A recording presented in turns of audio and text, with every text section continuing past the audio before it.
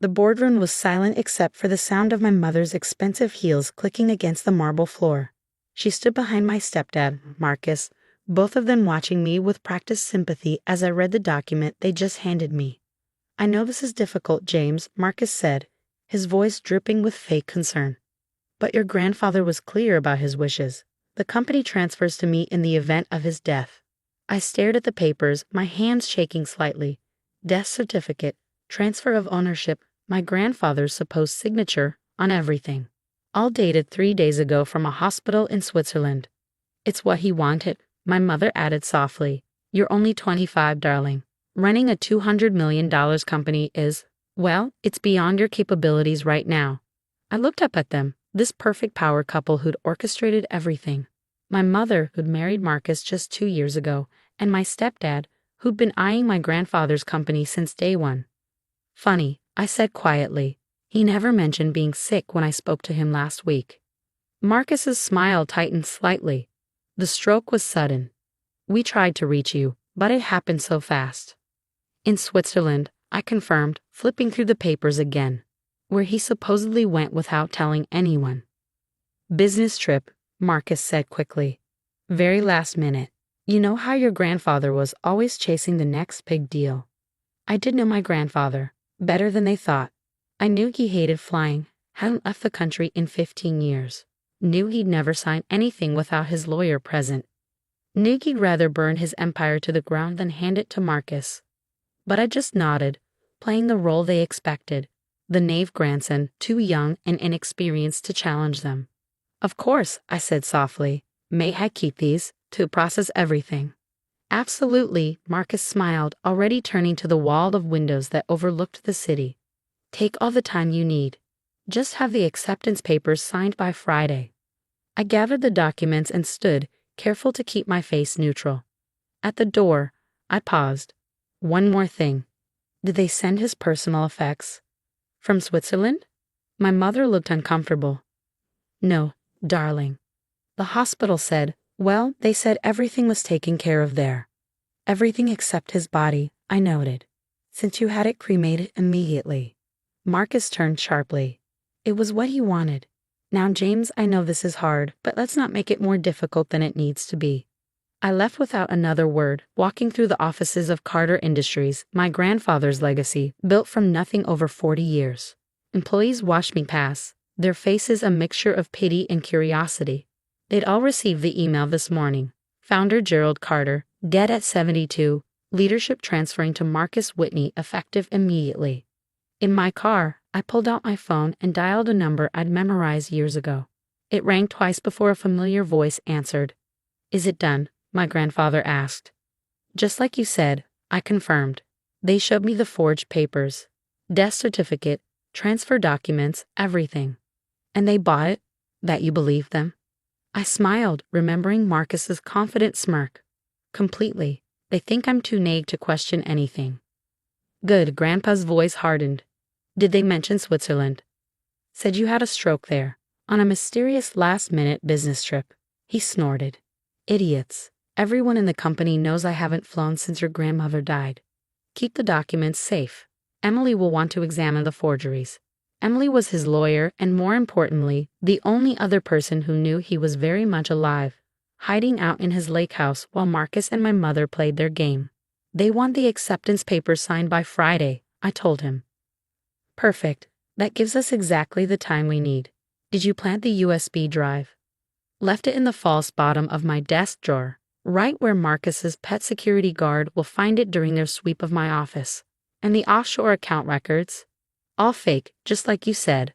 They'll think they found evidence that I've been embezzling money, giving them the perfect excuse to force me out completely." Grandpa chuckled. "Your mother never did understand that I taught you everything about this business. She thinks you're just like your father, too soft, too trusting. My father had died when I was 10, leaving everything to my mother. She'd spent years telling me I was just like him, kind but weak, smart but naive. She'd never known that while she was busy climbing social ladders, Grandpa had been teaching me every trick in the business world." "The letter is ready?" I asked. "Being delivered tomorrow morning, right in the middle of Marcus's first board meeting as CEO. Emily will make sure every board member gets a copy simultaneously. I pulled into my apartment's parking garage, still clutching the forged documents. And you're sure about this? Once we do this. They tried to kill me off, son. Grandpa's voice was steel. Use my daughter's marriage to try to steal everything I built. Trust me, I'm sure. After we hung up, I sat in my car for a long moment, thinking about the past 2 years, watching my mother fall for Marcus's charm, seeing him worm his way into the company, observing his careful manipulation of everyone around him. But he'd made one crucial mistake. He'd underestimated both me and my grandfather. My phone buzzed. A text from my mother. Dinner tonight? We should talk about your role in the company going forward. I typed back, can't tonight. Need time to process everything. Her response was immediate. Of course, darling. Take all the time you need. Marcus thinks there might be a perfect position for you in our Singapore office. Our Singapore office. They weren't even trying to hide it anymore. Planning to ship me off to the other side of the world while they dismantled everything my grandfather had built. I headed up to my apartment, carefully locking the forged documents in my safe. Tomorrow, Marcus would hold his first board meeting as CEO. He'd stand in my grandfather's office, probably sitting in his chair, telling the board his grand plans for the company's future. And then Grandpa's letter would arrive. I poured myself a drink and walked to the window, looking out at the city skyline. Somewhere out there, Marcus and my mother were probably celebrating, thinking they'd pulled off the perfect coup. They had no idea what was coming. My phone buzzed again. A message from Emily. Documents received. Forgeries confirmed. Police report ready to file on your word. I smiled, remembering all the times Marcus had patronized me in meetings, all the times my mother had dismissed my input because I was too young to understand business. Tomorrow, they'd understand exactly who they'd underestimated. Another text, this time from Grandpa. Get some rest, son. Tomorrow we remind them why Carter Industries has my name on it, not theirs. I raised my glass to the city lights, thinking about the look that would be on Marcus's face when he realized everything he thought he'd won was about to crumble. Because while they'd been busy forging documents and playing power games, they'd forgotten the first rule of business that my grandfather had taught me. Always know who your real enemies are and let them think they're winning until the very last moment. Tomorrow, Marcus and my mother would learn that lesson the hard way. The board meeting was scheduled for 9 a.m. I arrived at 8:30, wanting to watch everything unfold from the beginning. Through the glass walls of the conference room, I could see Marcus already there, arranging papers, practicing what looked like an opening speech. My mother sat beside him, perfectly coiffed in a designer suit, scrolling through her phone. They'd spent the night celebrating. I knew because the society pages were already full of photos from their succession dinner at La Cirque. Board members started filtering in around 8:45. I caught snippets of their conversations in the hallway, some concerned about the sudden change in leadership, others already kissing up to Marcus. Old Mr. Henderson, who'd been with the company since its founding, caught my eye as he passed. He looked troubled, and I knew why. He'd been at my grandfather's lake house just last weekend, part of our trusted inner circle. At precisely 9 a.m., Marcus called the meeting to order. I sat quietly in the back, watching him stand at the head of the table, my grandfather's spot for 40 years. Ladies and gentlemen, he began, straightening his Italian silk tie. This is obviously a bittersweet moment. The loss of Gerald Carter is a tremendous blow, but he left clear instructions about the company's future. That's when Emily walked in, her heels clicking purposefully against the floor. Behind her, 2 assistants wheeled in a cart loaded with identical manila envelopes. I apologize for interrupting, she said, not sounding sorry at all. But I have urgent documents that need to be distributed immediately. Marcus frowned. We're in the middle of something here. Whatever it is can wait. Emily smiled, the same shark-like smile she'd used in countless negotiations. I'm afraid it can't, Mr. Whitney. These come with specific timing instructions from Gerald Carter himself. The room went silent. My mother's phone slipped from her fingers, clattering on the table. That's impossible, Marcus snapped. Gerald Carter is dead. Is he? Emily asked innocently as her assistants began placing envelopes in front of each board member. I spoke to him this morning. He sounds remarkably good for a dead man. Marcus lunged for the nearest envelope, but Emily blocked his path. Please, everyone open their envelopes simultaneously. Mr. Carter's instructions were very specific. I watched as 15 pairs of hands broke 15 seals, pulled out 15 letters, watched as 15 faces registered shock, disbelief, and in some cases, barely concealed glee. Mr. Henderson was the first to read aloud. To the Board of Directors of Carter Industries, if you're reading this, then Marcus Whitney has just attempted to seize control of my company through what I'm sure he thought was a brilliant plan. No doubt he's presented you with documents showing my death in Switzerland and his subsequent elevation to CEO. There's just one small problem. I'm not dead. In fact, I'm very much alive and as of this moment, implementing Article 7.3 of our company charter, the emergency succession protocol that activates in the event of attempted corporate theft. Effective immediately, Marcus Whitney and all his appointed associates are terminated from Carter Industries. Furthermore, evidence of their attempted fraud has been forwarded to the SEC and the District Attorney's Office.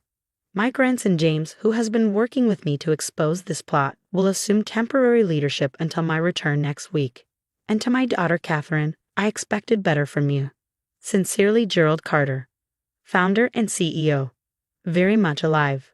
The chaos that erupted was beautiful to watch. Marcus's face had gone from red to white to a sickly gray. My mother was frozen, her perfect makeup unable to hide her shock. This is ridiculous, Marcus finally sputtered. An obvious fake. I have proof of Gerald's death right here. Emily stepped forward again, placing another document on the table. You mean he's forged papers? Our forensics team has already confirmed they're fake. The Swiss hospital doesn't even exist. Catherine, Marcus turned to my mother, desperate. Tell them about your father's stroke. But my mother was staring at me, really seeing me for the first time in years. You knew, she whispered. All this time you knew. I stood slowly. Did you really think Grandpa would leave his company to a man he never trusted? Did you think he wouldn't have a plan? You little snake, Marcus snarled, starting toward me.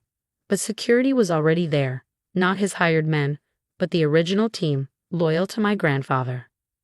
Mr. Whitney, the head of security, said firmly, Please collect your personal belongings and leave the premises. Your access has been terminated. This isn't over, he threatened as they let him out. You have no idea what you're doing. I turned to the board members, many of whom were still reading and rereading their letters. There will be a full audit of all activities from the past month. Any decisions or contracts made by Mr. Whitney are suspended pending review. My mother stood shakily. James, please. We can talk about this. We're family. Family? I looked at her coldly. You were willing to declare your own father dead to help your husband steal this company. I'm not sure you understand what family means anymore. Security escorted her out too, her perfect composure finally cracking as she realized everything she'd lost. Mr. Henderson approached me, extending his hand. Well played, my boy. Your grandfather would be proud. Is proud, I corrected, shaking his hand. He'll be back next week to deal with the fallout. As the boardroom cleared out, I sat in my grandfather's chair, not Marcus's anymore, and looked out at the city. My phone buzzed with a text from Grandpa. How did our friend Marcus take the news? I smiled, remembering his face as the truth dawned. About as well as you'd expect. Mom's in shock. She made her choice, came the reply. Now she can live with it. I stood straightening my tie in the reflection of the window. Outside, I could see Marcus and my mother being escorted from the building, their dreams of empire crumbling around them. Sometimes the best revenge isn't just exposing the truth. It's letting your enemies do all the work for you, then watching them realize they never stood a chance. The media storm hit within hours. By noon, every major business outlet was running the story. Carter Industries COBTQRTD, FUNDER alive, conspirators AWISTD. The security footage of Marcus and my mother being escorted out had already gone viral. I sat in my grandfather's office, watching the chaos unfold on multiple screens while handling a barrage of calls. Emily had released a carefully crafted statement, but reporters were hungry for more details. Mr. Carter, my assistant interrupted, Your mother is in the lobby. She's demanding to see you. I sighed, glancing at the security feed. She looked different now, her perfect armor cracking, mascara smudged. Send her up, and call security to stand by. When she entered, she'd managed to pull herself together somewhat, though her hands shook as she clutched her designer handbag. How could you do this to me? She demanded. I'm your mother. Funny, I replied, not looking up from my computer. That's exactly what Grandpa asked about you. How could his daughter try to declare him dead for money? You don't understand, she pleaded, sinking into a chair. Marcus had a vision for this company. Your grandfather is stuck in the past, refusing to adapt. We were trying to protect the family legacy. I finally looked at her. By forging death certificates, by planning to ship me off to Singapore. That's some protection, Mom. We were going to give you a division to run, your own piece of the company. A minor outpost thousands of miles away, I corrected. While you and Marcus dismantled everything Grandpa built. She leaned forward, desperate. James, please. You can fix this. Tell your grandfather it was all Marcus's idea, that I was manipulated. He'll believe you. I pulled out my phone and played a recording. Her voice, clear as day, planning with Marcus how to forge the documents, laughing about sending me to Singapore, discussing how to handle my grandfather. The color drained from her face. You recorded us? For months, I confirmed. Every meeting, every phone call, every dinner conversation where you plotted to steal the company. I'm your mother, she whispered again, as if that explained everything, excused everything. And he's your father, I replied. Didn't stop you from trying to destroy him. Security appeared in the doorway, right on schedule. Mr. Carter, the police are here to take statements about the fraud charges. My mother stood so quickly she knocked over her chair. You're pressing charges against your own mother? The board voted unanimously an hour ago, I said, turning back to my computer. Criminal charges for forgery, civil suits for attempted corporate theft. You should call your lawyer. You can't do this, I raised you. No, I corrected her. Grandpa raised me. You were too busy with your social climbing and your endless string of husbands. Speaking of which, where is Marcus? Her face crumpled. He's not answering my calls. Of course not, I smiled without humor. He's probably too busy moving money between accounts, trying to hide the evidence. Not that it'll help, we've been tracking every transaction for months. Security stepped forward. Ma'am, you need to come with us. She straightened, trying to summon her old dignity. You'll regret this, James. Someday you'll understand what it's like to protect what's yours. That's exactly what I'm doing, I replied. Goodbye, Mom. After she was gone, I called Grandpa. Mom just left. She tried to blame everything on Marcus. He snorted. Of course she did. She's been running from responsibility her whole life. Are the police there yet? Taking statements now. The evidence is overwhelming. Emily says they'll both be arrested by tonight. Good, he paused. You holding up okay, son? I looked around the office, his office, soon to be mine. Yeah, just. Never thought it would end this way. Neither did I, he sighed. But you know what? Maybe it's better this way. No more pretending, no more lies. Just the truth finally out in the open. My phone buzzed with another text. Marcus had just been arrested trying to board a private jet to the Cayman Islands.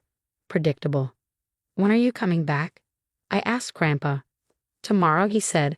Time to face the music and show everyone I'm very much alive. You did good, James. Better than good. After we hung up, I walked to the window, looking out at the city skyline. Somewhere out there, my mother was probably calling every society friend she had, trying to salvage what she could of her reputation. Marcus was in handcuffs, his dreams of empire shattered. And me? I was exactly where I was supposed to be, protecting what mattered. My phone buzzed one last time, a message from Emily. Press conference scheduled for tomorrow, 9 a.m. Your grandfather will make his triumphant return. The prodigal father, back from the dead. I smiled, imagining the media frenzy that would follow. But more than that, I imagined the look on my mother's face when she realized just how completely she'd lost everything, not because of us, but because of her own choices. Sometimes the greatest justice isn't in the punishment we deliver, but in letting people face the consequences of their own actions. Tomorrow would bring new challenges, but for now, I sat in my grandfather's chair, watching the sun set over the city he built, knowing we protected it from those who would have destroyed it. And in the end, that was worth more than all the money they tried to steal. 1 year later, I sat across from my grandfather in his office, our office now, reviewing the quarterly reports.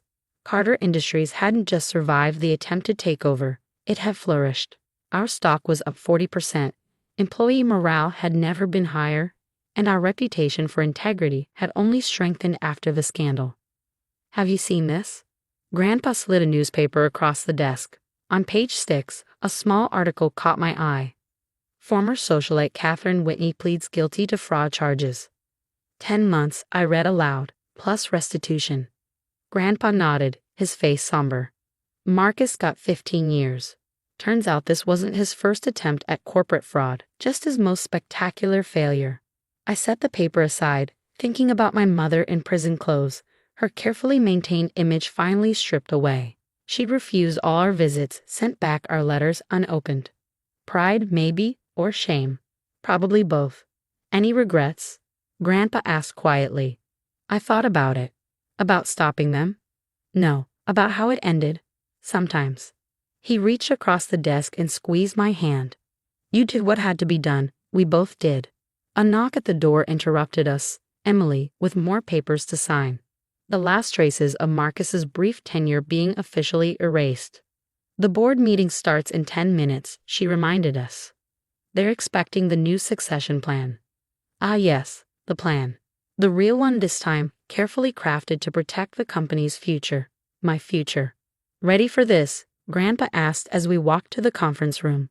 I straightened my tie, not Italian silk, just honest cotton. Born ready. The board members stood as we entered, respect and trust in their eyes. No more whispers, no more doubts. Just confidence in the legacy we protected.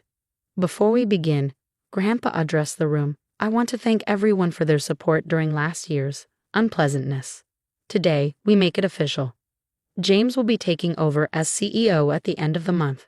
I'll remain as chairman, but the day-to-day operations will be his responsibility. Applause filled the room. Mr. Henderson wiped away what looked suspiciously like tears. After the meeting, I returned to my office to find a letter on my desk. Prison stationery. My mother's handwriting. Dear James, I don't expect forgiveness. I don't even expect you to read this, but I need you to know that I understand now. What we did, what I did, was unforgivable. Not just the fraud, but betraying family, your grandfather, you. Marcus is gone. The money is gone. My reputation is gone. But the hardest loss is knowing I threw away my son for empty promises and greed. You were never the weak one. I was. Take care of the company. Take care of Dad. Do better than I did. Mom. I folded the letter carefully and placed it in my desk drawer, not throwing it away, not answering it, just keeping it as a reminder that sometimes the people who hurt us most are the ones who should have loved us best. My phone buzzed. A text from Grandpa. Rufin 5. Need your input on something.